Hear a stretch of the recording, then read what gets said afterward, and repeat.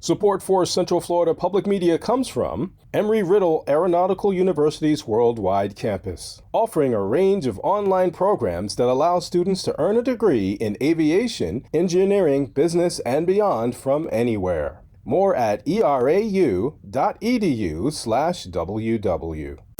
NASA chiefs pledge to STEM education and how VR tech is bringing people closer to the cosmos. You're listening to Are We There Yet?, the radio show exploring space exploration.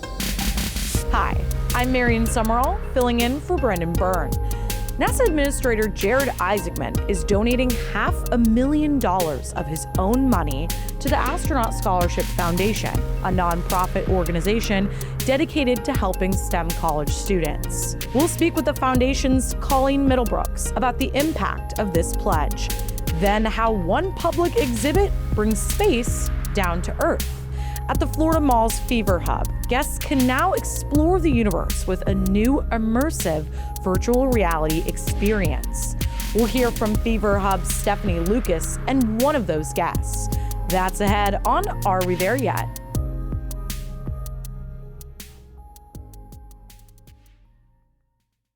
NASA Administrator Jared Isaacman has pledged $500,000 of his own money to the Astronaut Scholarship Foundation. The ASF awards scholarships to rising junior and senior college students in STEM and serves as a network for mentorships and career development. ASF was founded by the 6 surviving Mercury 7 astronauts back in 1984 to help the U.S. maintain a strong role in science and technology leadership. Isaacman's donation is the largest single gift the organization has ever seen. Here to talk more about the donation, the organization, and the future of ASF is the organization's CEO, Colleen Middlebrooks. Colleen, welcome back to Are We There Yet? Thank you. It's nice to have you back on the show again. And today we're talking about some pretty big news, a pretty big donation. It was the largest individual donation to the Astronaut Scholarship Foundation. Tell me a little bit about this donation and who's this from? Actually, this has been about 7 months in the making. I've had to keep this under wraps. We announced that NASA Administrator Jared Isaacman has pledged $500,000 to our organization to support STEM scholarships. In particular, his support is geared mostly at Embry-Riddle Aeronautical University, which is based in Daytona with their main campus, but they have an Arizona campus and an online worldwide component. And so we have had a scholar at Embry-Riddle, just one, and he wanted to endow that scholarship so that it's in perpetuity, as well as add additional funds for another scholar. So we're very excited. The single best thing that can happen for ASF is for someone to step forward and endow a scholar award at a school, because then we never have to fundraise for it again. We just draw the money off of that large amount and we can support scholars forever at that school. So this is actually our third one. So we have Rice endowed by the Lovell family. We have Tarleton University endowed by Charlie and Dottie Duke. And now we have Jared Isaacman endowing Embry-Riddle. Where is this donation kind of going? Are we going to see it directly? You were mentioning, I think it was at Embry-Riddle. So kind of talk to me a little bit about that too. When people give a donation, sometimes it's unrestricted and the organization can do whatever they need done.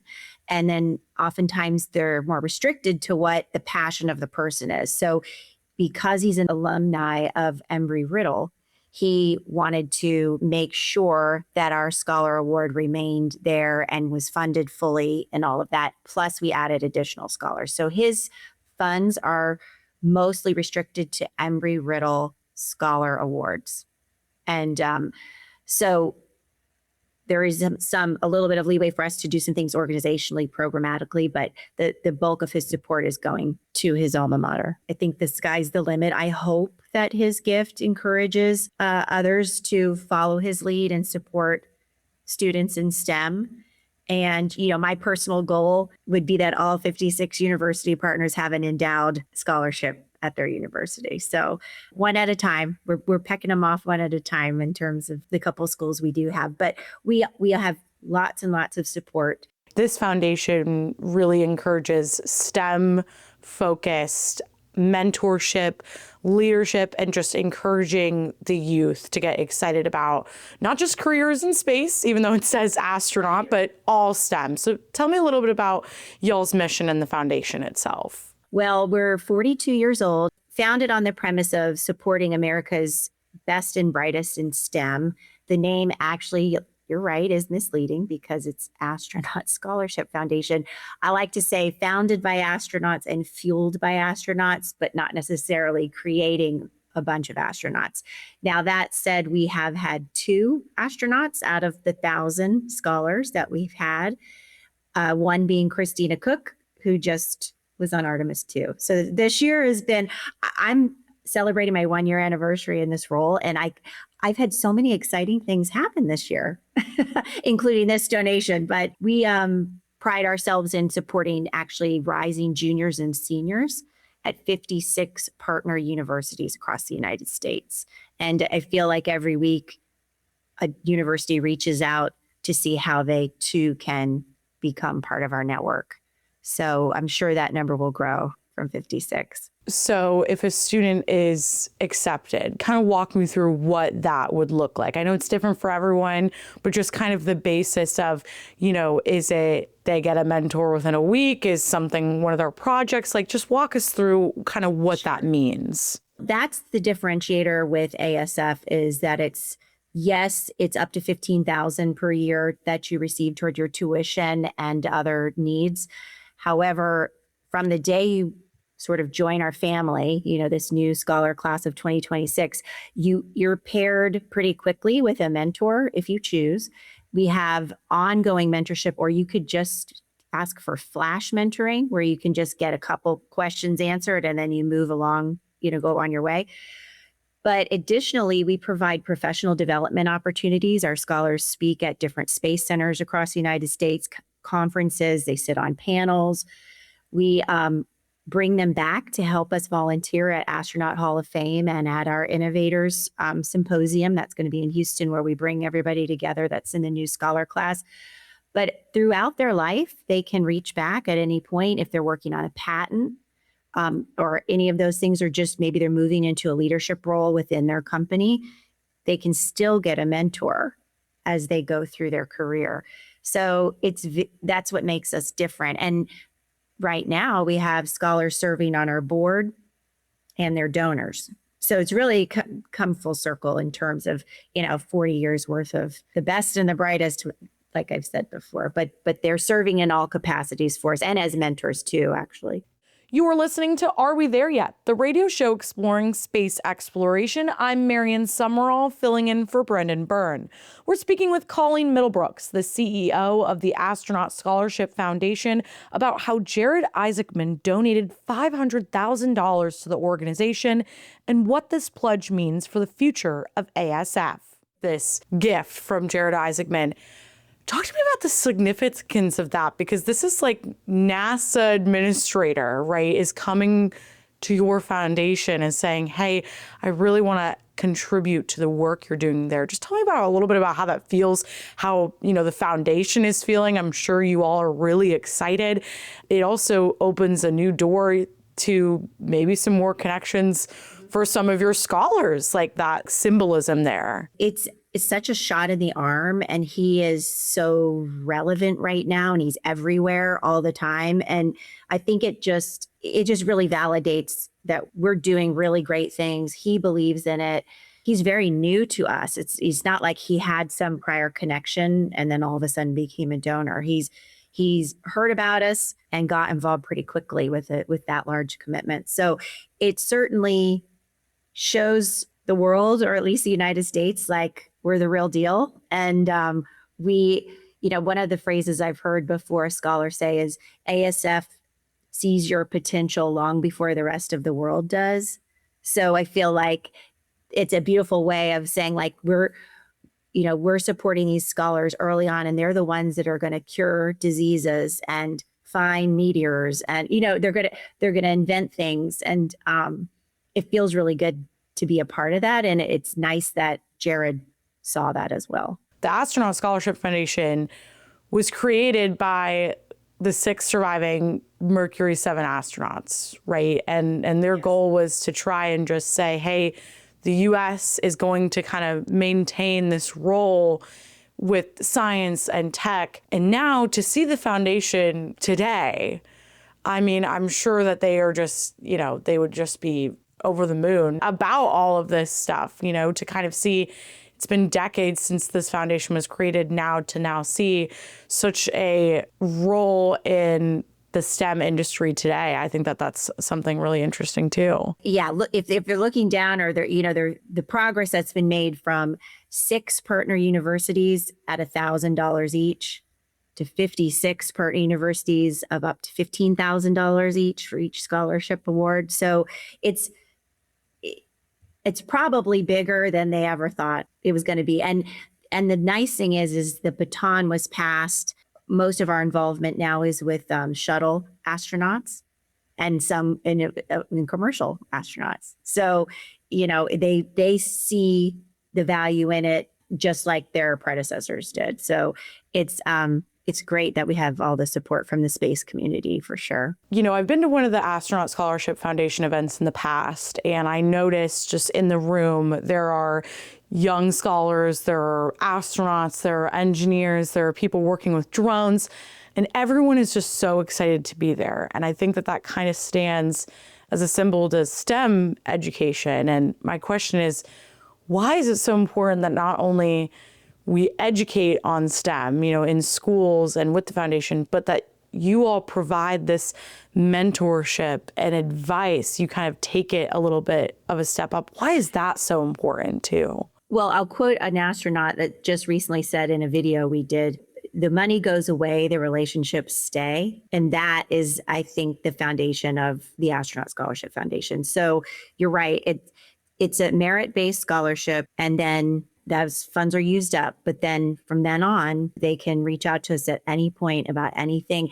And actually, our board chairs tells the scholar class, we want to hear from you with the good and the not so good. If you need us, it's not just about, we're going to help you learn how to do a patent. It's, we care about you and we'll support you all the way through. I know one of our board members was just at a scholar's wedding. It just carries on. So I think supporting young people is so valuable. And you know what, even at whatever age you are, you need support in some way. And even just showing that it is possible, having recent scholars to all the way to people who have been members of the foundation for a long time to be able to kind of share that knowledge. And then I think it must be really impactful for older foundation scholars and members to then see the newest tech and the newest minds and everything. Like, that must be a very special experience too. Well, it's funny you brought that up, because some of the scholars who received it, maybe in the late 80s, early 90s, they'll come and they'll listen to newer scholars' research being presented. And they'll always say, I never would have gotten a scholar award if I had to go up against these people now, because it's almost hard to understand what the research is because it's so high level. But it's going to change the world, and it is changing the world. But they're the smartest people I've ever met. these 21-year-olds. So it's a joy and a privilege to be a part of ASF. Colleen Middlebrooks is the president and CEO of the Astronaut Scholarship Foundation. Colleen, thank you so much for joining me today to talk about this donation and a little bit about what the Astronaut Scholarship Foundation does and what it's been doing for the past few decades. Thank you so much. Thank you for giving me this time. Still to come, a look at a virtual reality exhibit that brings visitors closer to space. Starstruck, a look at that exhibit, that's just ahead on Are We There Yet?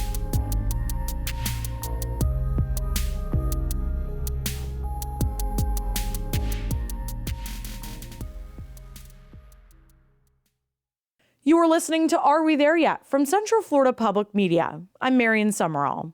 When NASA sends humans back to the lunar surface for the first time in decades, they'll be wearing a brand new spacesuit from Axiom Space. How the commercial company is shaping the future of NASA's moon missions, that's on a future episode of Are We There Yet?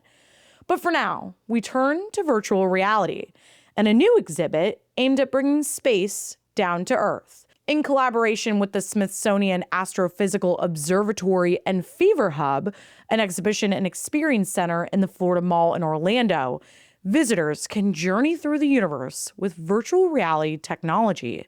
Smithsonian Starstruck, an immersive experience, brings telescopes, missions, stars, and galaxies a little closer to Earth. I spoke with Fever Hub's general manager, Stephanie Lucas, about the exhibit and reaction from visitors. This partnership with the Smithsonian for Starstruck has been a work in progress for 2 years, right?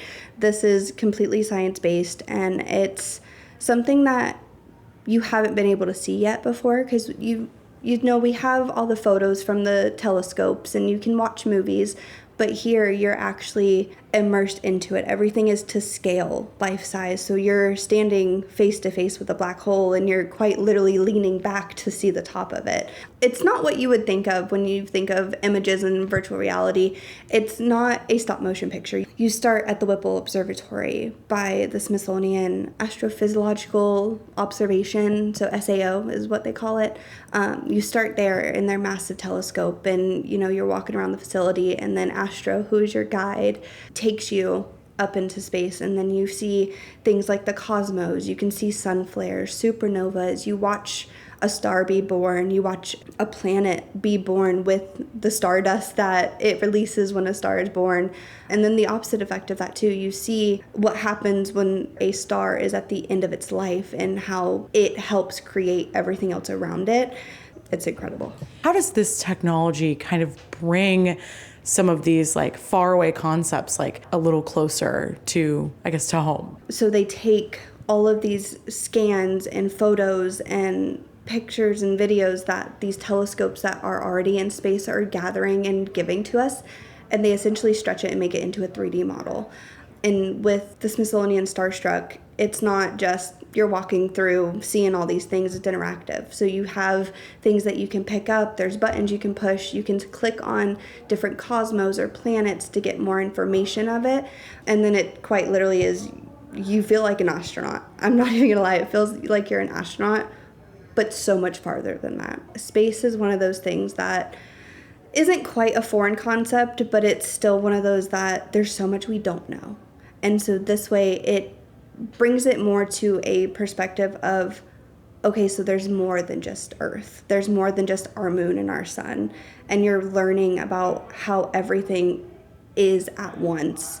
It being in the Florida Mall in Orlando, not only do we have locals here who are close to the Space Coast and see some of these launches, but we also have a lot of tourists that really don't get to maybe experience some of the things that us Orlando folks and everybody on the Space Coast gets to experience. Is that kind of why maybe this location specifically may have been kind of chosen in that manner, because it can connect to people who maybe aren't from here or visiting out of state or even nationally? You do get those tourist groups that maybe come down wanting to see a rocket launch or thinks about, hey, maybe we should go to the Space Coast, but their itinerary is so fully packed, they can't make the 2-hour drive out to the Space Coast, right? So they're here, they're staying locally, they're wasting time before they have to be at the airport between checkout and their flight time, and they come by and they're trying to find things to do to spend those times. And this is that happy medium where if you don't have time to go out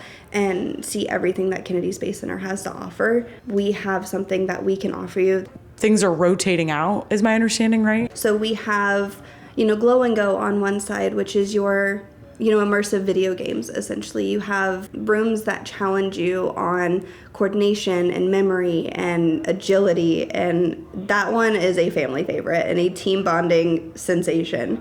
And on the VR side, we have Starstruck now. We had Titanic, and we also currently run Machu Picchu that runs simultaneously with Starstruck.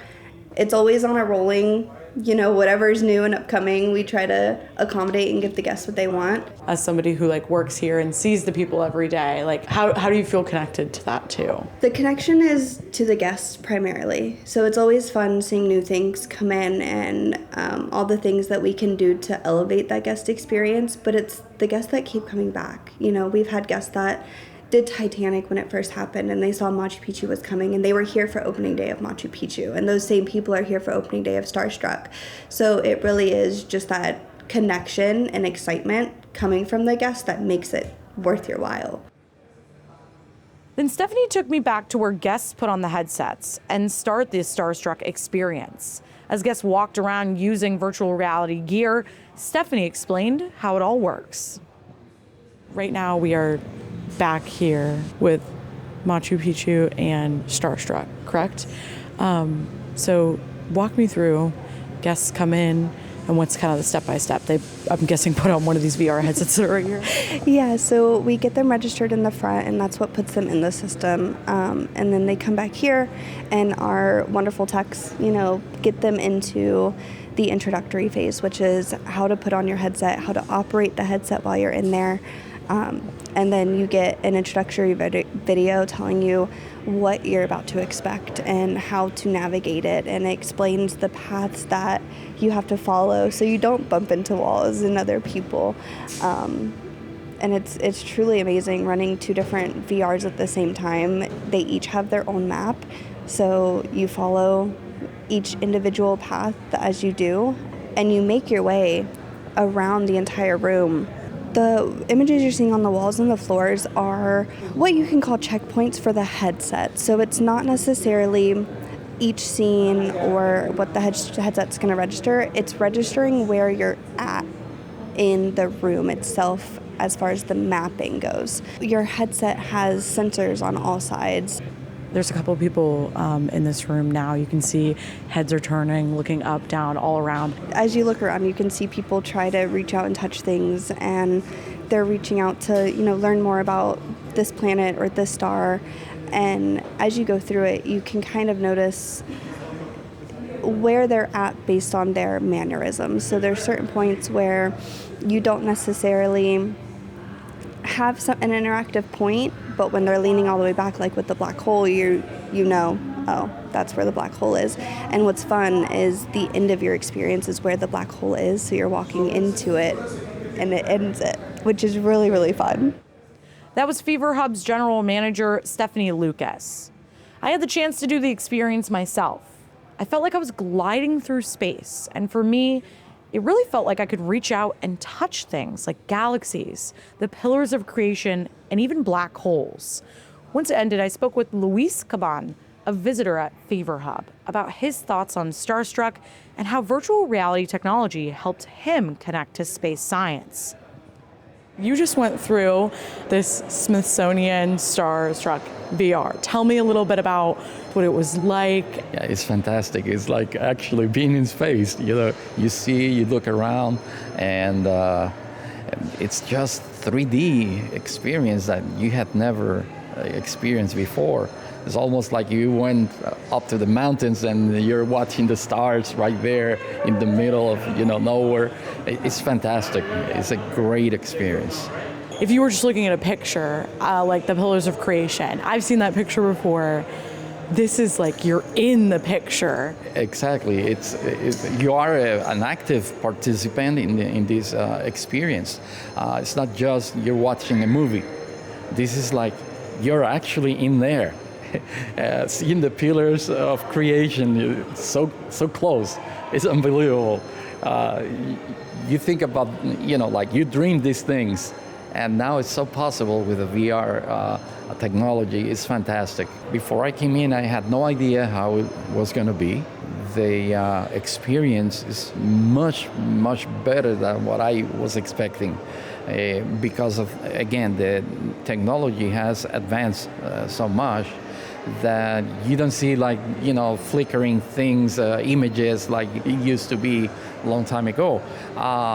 You actually feel like you are in there. It's amazing. Did you have a favorite part out of everything? Did you have like a favorite part or two? The whole thing is fantastic, but you know what was the most amazing? The end when you see the planet and you are right there, like if you are on a starship above the planet looking and seeing everything, such a fragile planet within an immense universe, and it kind of, again, makes you think once again that we need to take care of our planet. We need to take care of, with many, different things that we are doing to the planet, we definitely need to make some changes in our behavior. It's funny you say that. That's actually astronauts experience a phenomenon like that. It's called the overview effect, where they'll be up there and they'll say the same thing because they'll see Earth from that perspective. So it almost kind of gives you that similar experience of, I see what you're saying, of you're on the space station looking at Earth. Yeah, and well, you are basically given the chance to explore the galaxy, to even go outside of the galaxy, look at the galaxy from the outside, and then that immensity and everything looks sterile. Everything looks so outwardly, and suddenly you come back and you see home, and you see this little tiny dot in the middle of this immensity of the universe, and it makes you reflect. It really makes you reflect on being more proactive, keeping our planet alive. You look like you're smiling from ear to ear. Much more I can say. I'm smiling because I'm so happy that I actually came in. My wife was the one that saw the advertising, and she said, "Hey, I got these tickets for you," because she knows I'm. Are you a space nerd? Are you a space? Yeah. That's where I go to sleep every night. I put different, videos of, planets, the universe, and studying, and it is really a fantastic experience, especially if you, like me, like to see documentaries about space, and it gives you incredibly wide perspective that you have not ever seen on as many videos that you have watched, as many documentaries that you have watched. You have never experienced something like this. It's fantastic. I really, if you have a chance, anyone has a chance to come and watch this, it will blow your mind. That was Luis Gabon, who visited the Smithsonian Starstruck, an immersive experience at the Fever Hub at the Florida Mall. That's going to do it for this week's show. If you're not already, be sure to subscribe to this show's podcast feed so you never miss an episode. Subscribe on Apple Podcasts, Spotify, or wherever you get your podcasts. Stay connected with this show. Be sure to follow us on social media. You can find us on Instagram and Facebook. We're at AWTY Space. And if you've got an idea for a future episode of this show, or you want to join us as a guest, reach out to us. We're at arewetheryet@cfpublic.org. Are We There Yet is a production of Central Florida Public Media. Our host is Brendan Byrne. Our producer is me, Marian Summerall. Editorial guidance from Latoya Dennis. Support for Are We There Yet comes from our listeners. Until next week, I'm Marian Summerall. Thanks for listening.